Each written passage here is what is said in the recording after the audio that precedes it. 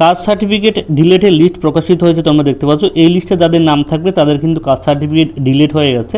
তবে এই লিস্টে কাদের নাম থাকছে, এই লিস্টে শুধুমাত্র যারা রিভেরিফিকেশনের জন্য ফর্ম জমা দিয়েছিল এসডিও বা বিডিও অফিসে, সেক্ষেত্রে তাদের যদি ডকুমেন্টসে অসঙ্গতি থাকে, সেক্ষেত্রে যাদের নাম ডিলিট হয়ে গেছে তাদের নাম কিন্তু তোমরা এই লিস্টে পেয়ে যাবে। অর্থাৎ তুমি যদি রিভেরিফিকেশনের জন্য ফর্ম জমা না দাও, সেক্ষেত্রে তুমি কিন্তু তোমার নাম কিন্তু এখানে পাবে না। দেখতে পাচ্ছ এখানে লিস্টটা প্রকাশিত হয়েছে 14 জুলাই 2026, অর্থাৎ লেটেস্ট লিস্ট, ঠিক আছে, লাস্ট লিস্ট এটা। এখানে যার নামটা ডিলিট হয়ে গেছে তার নাম, তার সার্টিফিকেট নাম্বার এবং কোন এসডি অফিস থেকে ডিলিট হয়ে গেছে সেটাও কিন্তু এখানে দেখাচ্ছে। এবং দেখতে পাচ্ছ এখানে প্রথমটা দেখতে পাচ্ছ বসিরহাট এসডি অফিস আছে, তারপরে রানাঘাট এসডি অফিস আছে, ঠিক আছে, রানাঘাট বসিরহাট এসডি অফিস আছে। অর্থাৎ যারা রিভেরিফিকেশনের ফর্ম জমা দিয়েছিল তাদের কিন্তু এখানে যাদের নাম ডিলিট হয়ে গেছে, অর্থাৎ যাদের সার্টিফিকেটটা বাতিল করা হয়েছে, তাদের কিন্তু লিস্টে নাম তোমরা এখানে দেখতে পারবে। অর্থাৎ রিভেরিফিকেশন করার পর তুমি অবশ্যই এই লিস্টটা দেখে নেবে তোমার নাম এই লিস্টে আছে কিনা। যদি এই লিস্টে তোমার নাম থাকে তাহলে কিন্তু তোমার সার্টিফিকেটটা বাতিল, অর্থাৎ ডিলিট করে দেওয়া হয়েছে। আর যদি এই লিস্টে তোমার নাম না থাকে তাহলে কিন্তু তোমার সার্টিফিকেটটা ঠিকঠাক আছে। এছাড়াও কিন্তু আর একটা পদ্ধতিতে দেখা যায়, সেই পদ্ধতিও দেখাবো। এবং এই লিস্টটা তোমরা কোথা থেকে ডাউনলোড করবে সেটাও তোমাদের একবার একটু দেখিয়ে দিই। এই লিস্টটা পেতে হলে তোমাদের কিন্তু অনগ্রসর কল্যাণ gov.in যে অফিসিয়াল ওয়েবসাইট আছে সেই অফিসিয়াল ওয়েবসাইটে আসতে হবে। অফিসিয়াল ওয়েবসাইটে আসার পর দেখতে পাচ্ছ ব্যাকগ্রাউন্ড ক্লাসেস ওয়েলফেয়ার ডিপার্টমেন্টের যে অফিসিয়াল ওয়েবসাইট আছে সেখানে তুমি আসবে। এবার স্ক্রল ডাউন করে নিচের দিকে আসবে, ঠিক আছে। নিচের দিকে আসার পর দেখতে পাচ্ছ এখানে যে লেখা আছে ক্যান্সেল অফ কাস্ট সার্টিফিকেট, এই যে লেখাটা আছে নিউ দেখতে পাচ্ছ, এই লেখাটার উপর ক্লিক করার সাথে সাথে কিন্তু তোমাদের লিস্টটা ডাউনলোড হয়ে যাবে। তার নিচেও দেখতে পাচ্ছ এখানে আবার লেখা আছে ক্যান্সেল ফর কাস্ট সার্টিফিকেট, এখানে ক্লিক করলেও কিন্তু তোমরা লিস্টটা ডাউনলোড করতে পারবে। বা ভিউ মোর অপশনে তুমি ক্লিক করবে।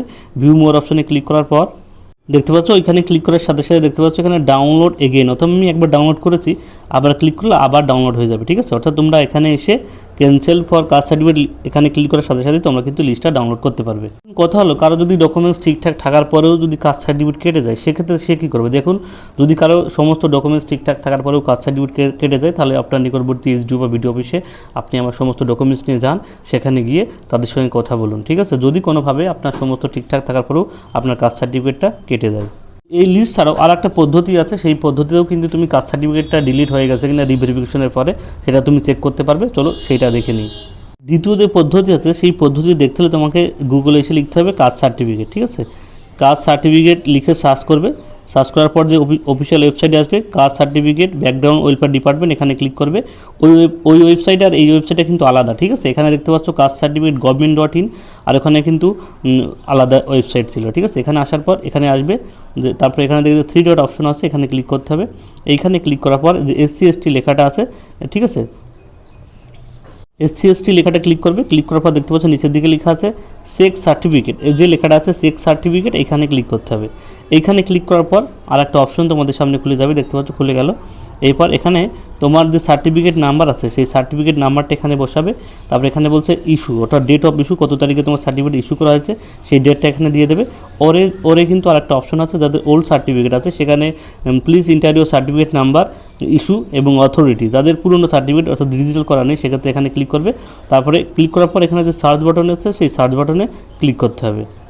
সার্চ বাটনে ক্লিক করার পর যদি তোমার পুরো ডিটেলস অর্থাৎ কাস্ট সার্টিফিকেট নাম্বার, তোমার ডেট অফ ইস্যু, তোমার বাবার নাম, ঠিক আছে, সমস্ত তথ্য যদি শো করে তাহলে কিন্তু তোমার কাস্ট সার্টিফিকেটটা ঠিকঠাক আছে, অর্থাৎ রিভেরিফিকেশন করার পর তোমার সার্টিফিকেটটা কিন্তু রিভেরিফিকেশন হয়ে গেছে, কোনো সমস্যা নেই।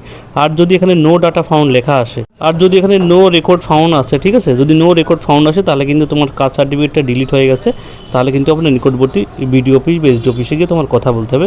এটা কিন্তু রিভেরিফিকেশন করার পর তুমি কিন্তু সার্টিফিকেট এইভাবে চেক করে দেখে নিতে পারবে। ভিডিওটি সবার সুবিধার্থে শেয়ার করবে। গুরুত্বপূর্ণ আপডেট পেতে অবশ্যই চ্যানেলকে সাবস্ক্রাইব করে রাখবে। সবাইকে ধন্যবাদ।